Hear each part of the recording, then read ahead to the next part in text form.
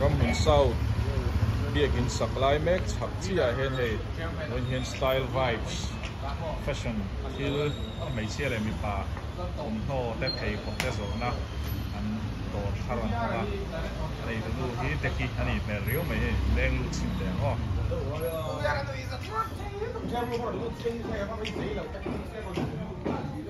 okay ni da mai hei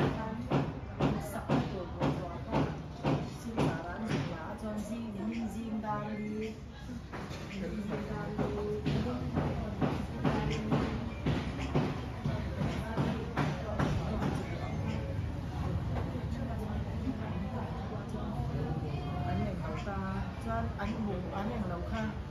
mình cái anh lọt đồ kha, motor cũ tầm motor tăng kha này nhiều quá.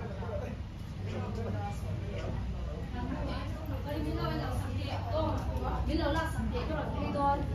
cái rồi lưu ta cho mọi cái thì đàn tuổi mình phải lóc họ, giờ cái rồi lưu ta hay xe, cho anh cái là không làm gì làm sao được là qua luôn nào.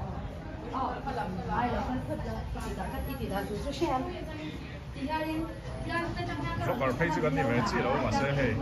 i ten zau zo kan nan tha le la pol la chim chim an e thenu nu mi tiam lor chu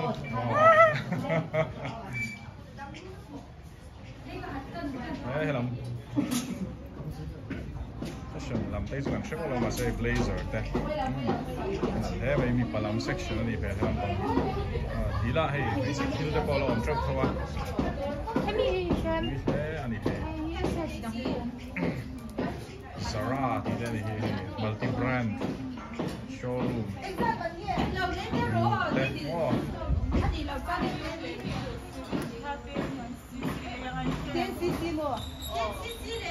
Lampang hi zoom perception. Lampang ali rio hi. Style vibes này tu lu. Deki. Lâu đỏ chuyển đó nha. Ramlun South biakin supply map opposite hian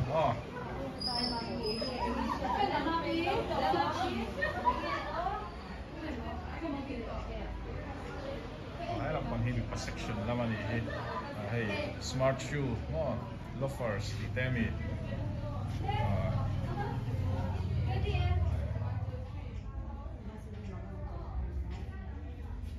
ui lẽ mày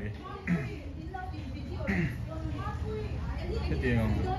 thùng hồ lắm bằng sờ nó đổ liền hay mình dấu hiện cắn mà mồ cái thịt hết trụy na mình đang hành trình về trang phô hiện cái tiền cái cල් tới hiện mình trụy na Vishal tới số cắn này thế mấy mà đó chúng mình dấu đủ xong anh là tới hiện lâu trụy đâu anh Indian u nào tới là tí xong anh mình trong tới hiện tấm trụy na mà rồi hiện lại số dấu đủ chi lý rồi ông này tại hiện vlogger tên thì cái tiếng hơi số cái số cái về lâu cả xe về chia lâu mà rồi số đổ tí lần nhá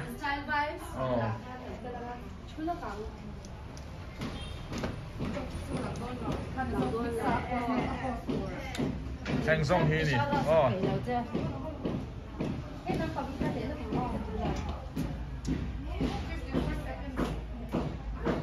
style vibes này tôi thấy nào này tụi bạn mình taki nè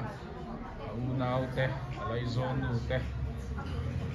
u te hậu này na tiếng Bultan hi nè thì là chuan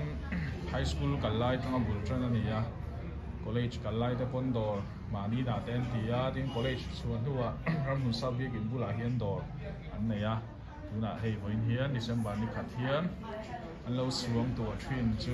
takin an puitin ta ni thom ho tra din tan chuan hila hen kal ngei chi ni